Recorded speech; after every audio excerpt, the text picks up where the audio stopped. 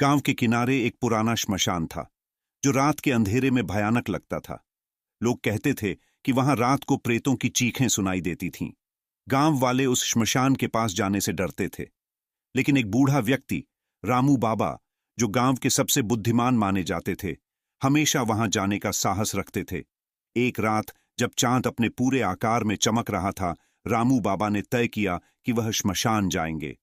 गांव वालों ने उन्हें चेतावनी दी, बाबा, वहां मत जाओ, वहां प्रेत हैं जो तुम्हें मार डालेंगे। लेकिन रामू बाबा ने उनकी बातों को नजरअंदाज कर दिया। उन्होंने कहा, प्रेतों से डरना क्या, वे केवल भटकी हुई आत्माएं हैं, मैं उन्हें शांति दिलाने जाऊंगा। रामू बाबा जब श्मशान पहुंचे तो वहां का वातावरण बेहद भयानक था। चारों ओर अंधेरा था और चांद की रोशनी में केवल कब्रों की परछाइयां दिखाई दे रही थीं। अचानक उन्हें एक सर्द हवा का झोंका महसूस हुआ और उन्होंने एक चीत्कार सुनी। कौन है? उन्होंने पुकारा, लेकिन कोई जवाब नहीं मिला। वह एक श्मशान के पास खड़े होकर ध्यान लगाने लगे। तभी अचानक उनके सामने एक धुंधली आकृति प्रकट हुई। वह आकृति एक प्रेत थी जिसका चेहरा डरावना था। प्रेत ने कहा, तुम यहां क्यों आए हो बुजुर्ग? तुम्हारी उम्र बहुत है, तुम्हारे पास क्या है जो मैं चाहता हूं? रामू बाबा ने धैर्य रखा और कहा, मैं तुम्हें शांति दिलाने आया हूं, तुम्हारी आत्मा को मोक्ष की आवश्यकता है। प्रेत ने हंसते हुए कहा, मैंने बहुत पाप किए हैं, तुम्हारे शब्द मुझे नहीं बचा सकते, लेकिन अगर तुम मुझे अपनी जिंदगी का कुछ हिस्सा दोगे तो मैं शांत हो जाऊंगा। रामू बाबा ने सोचा और कहा, ठीक है, मैं तुम्हें मेरी कुछ उम्र दे दूंगा, लेकिन पहले तुम मुझे अपनी कहानी बताओ। प्रेत ने अपनी दुख भरी कहानी सुनाई।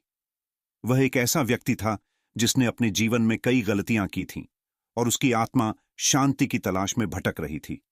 रामू बाबा ने प्रेत से कहा, मैं तुम्हें अपनी कुछ उम्र दे दूंगा, लेकिन तुम्हें मुझे यह बताना होगा कि तुम मुझे कैसे वापस जीवित कर सकते हो। प्रेत ने एक पुरानी किताब की बात की जिसमें प्राचीन मंत्र थे। उसने बताया कि उन मंत्रों का उच्चारण करने से वह बूढ़ा व्यक्ति एक बार फिर से जिंदा हो सकता है। रामू बाबा ने मंत्रों का उच्चारण शुरू किया, लेकिन जैसे जैसे उन्होंने बोलना शुरू किया, श्मशान में हलचल होने लगी। कब्रों से अजीब आवाजें आने लगीं और चारों ओर अंधेरा गहराने लगा। अचानक प्रेत ने चीखते हुए कहा, नहीं, यह सही समय नहीं है, तुम्हें वापस जाना होगा। बाबा ने मंत्र जारी रखा और एक जबरदस्त प्रकाश उनके चारों ओर फैलने लगा। वह महसूस करने लगे कि उनकी उम्र तेजी से कम हो रही है। अंततः जैसे ही उन्होंने मंत्र पूरा किया, प्रेत की आत्मा धीरे धीरे शांत हो गई। रामू बाबा ने खुद को कमजोर महसूस किया और उन्हें लगा कि उनका समय समाप्त हो रहा है। लेकिन जब उन्होंने अपनी आंखें खोलीं तो उन्होंने देखा कि वह फिर से जिंदा हैं और प्रेत अब शांत हो चुका है। बाबा को यह समझ में आ गया कि उन्होंने अपनी उम्र का एक हिस्सा प्रेत को दिया, जिससे वह मोक्ष प्राप्त कर सका। रामू बाबा ने समझा कि जीवन में डर का सामना करना कभी कभी आवश्यक होता है।